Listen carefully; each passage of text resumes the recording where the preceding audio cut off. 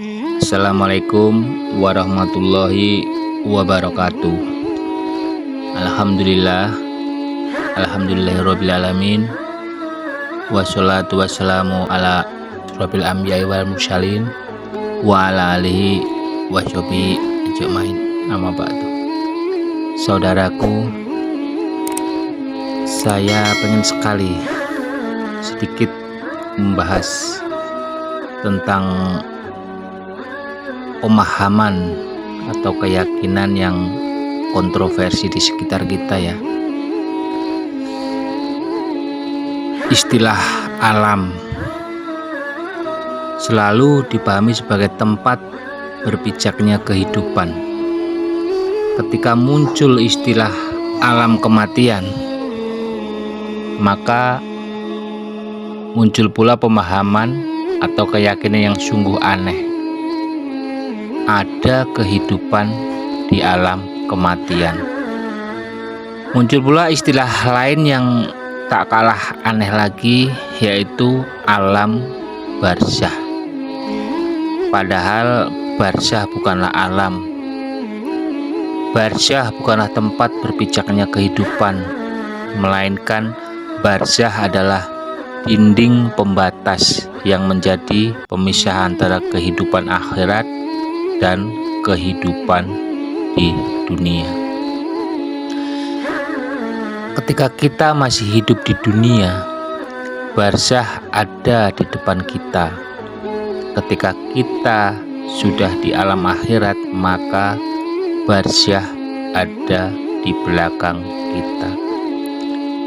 Jadi ketika kita sudah berada di alam akhirat, berarti kita sudah melewati dinding pembatas yang bernama barzah. Tapi pada saat kita melewati barzah, keadaan kita sedang dalam fase kematian. Dengan demikian, tidak seorang pun di antara kita yang mengetahui, merasakan seperti apa suasana di barzah. Yang dimaksud dengan istilah alam kubur atau alam barzah, alam sebelum penciptaan, bukanlah alam kehidupan, melainkan alam kematian. Alam kematian sendiri adalah alam ketiadaan. Tidak ada sesuatu apapun di alam ketiadaan, bahkan dimensi ruang dan waktu pun tidak dijumpai di sana. Semua narasi tentang kehidupan di alam kubur adalah fiksi. Allah berfirman di surah Ghafir ayat 11.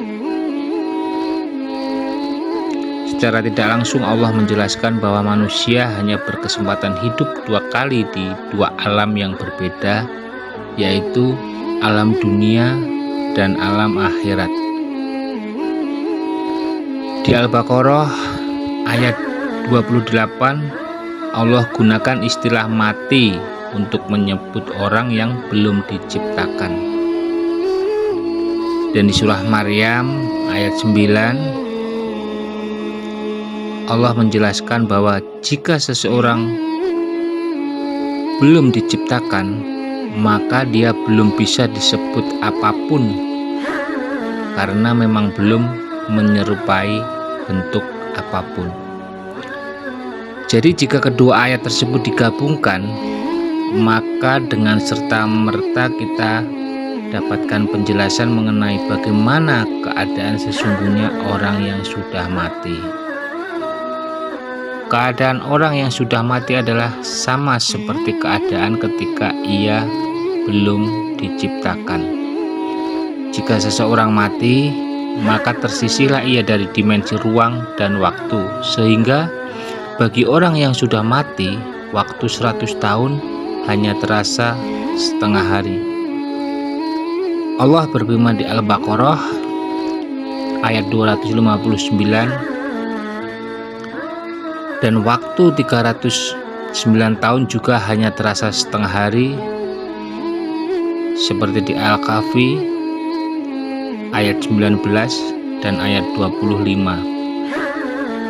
Berarti waktu miliaran tahun pun hanya terasa setengah hari bagi orang yang sudah mati. Jika kamu ditakdirkan mati hari ini, maka besok pagi kamu sudah memulai kehidupan baru di alam akhirat. Jadi jeda waktu antara hari kematian dan hari dibangkitkan lagi hanya berselang setengah hari. Dari sinilah sekaligus bisa dijelaskan mengenai adanya kontroversi antara narasi dan fakta. Sebagaimana dinarasikan dalam Al-Quran, kiamat sudah sangat dekat. Tapi faktanya alam semesta ini sudah berusia miliaran tahun dan belum pernah terjadi kiamat hingga hari ini. Bisa jadi bagi alam semesta hari kiamat masih sangat jauh, bahkan mungkin ya masih miliaran tahun lagi, tapi tidak bagi manusia. Bagi manusia yang mati hari ini, kiamat adalah besok pagi.